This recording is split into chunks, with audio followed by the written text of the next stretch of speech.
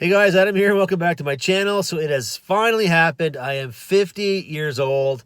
It happened last Friday, October 1st, and my wife and family, kids, threw me a great surprise party. I had no idea, and usually I'm pretty good about picking up on those things, but I was totally shocked and blown away. My brother also came up. My best friend came up for it, so it was an awesome time.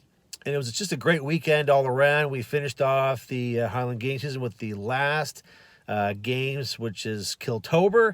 It's the small games that I run in my hometown. I'm the athletic director and president of Kiltober. So that was a huge success, and I threw pretty good. I mean, I think I'm right there for getting some big throws, and I think if I had another couple of games and a few more reps under my belt, I probably could have hit the numbers that I wanted to hit.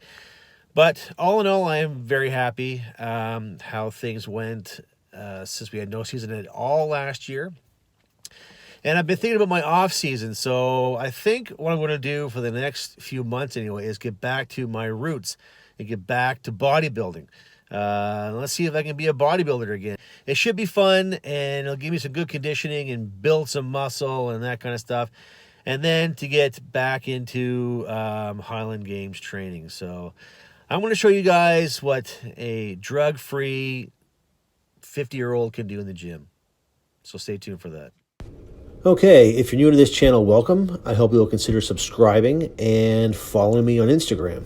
So before I get into some bodybuilding, there's that matter of the 450 double overhead no belt deadlift goal that I've set for myself. And it brings up the importance of visualization, which is what I'm doing right about now. And in my mind, I am completing this lift. So it's just a matter of bending down and now picking it up.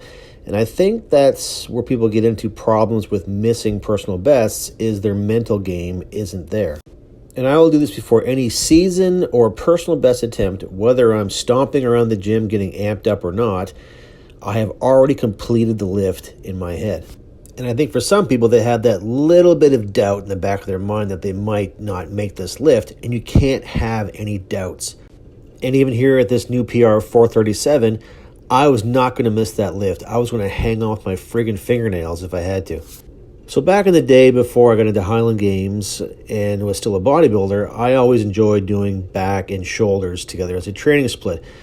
As push-pull antagonists, they fit well together, and I would do one back movement and one shoulder movement to maximize the rest for each muscle group. And of course, I'm a great lover of standing movements, so standing military press is a great exercise. Just make sure that you're not leaning back too far, that you're pushing your head through the movement and not using your upper chest too much. Don't turn it into a standing incline press. Now, one exercise that I haven't done in probably 20 years and I used to love to do were close grip seated cable rows. I've done them wide grip as well, but the thing that I always focused on was the stretch in the lats. I always made sure that I got a very long stretch. And not sure if you can see here, but I have two 25-pound plates on the footrest.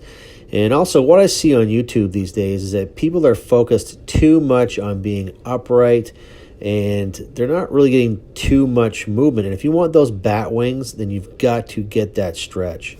Okay, so on to a shaping movement now, and it's another pressing movement, and it's behind the neck press. So in this case, I dropped the weight, and I was using this to hit the medial head, the middle portion of the deltoid. To me, I was more of a power builder than a bodybuilder, and there's no better way to hit the medial head than behind the neck press. At the same time, you're working your mobility and your flexibility. It's an all-around great lift. And then I went on to Lat Pulldown, and I do these as well from behind the neck, but today I did them from the front. And I always liked these as a great finishing movement from back. It was always great to put the blood in there, good burnout. And don't be afraid to get some momentum going as well. You'll see here that, there's lots of stretch going on. I'm just not sitting straight and pulling the bar down in front of me. I'm contracting my back, squeezing my shoulder blades together, and hitting that angle into my upper chest. And I finished off the workout with another great finishing exercise, rear delt flies. I kept the reps high, around 20 reps, and made sure that I kept a nice constant contraction in the rear delt. And again, these are just a great way to finish off your workout. Now, typically, I do them first because with most people, they can be a weak point. So if you're someone whose rear delt is lagging, do those first, okay? Do your weak points first. Okay, so that pretty much ends this workout. If you found this helpful anyway, please give me a like and subscribe. Throw me some comments. And with that, stay tuned for episode 73 of The Ways.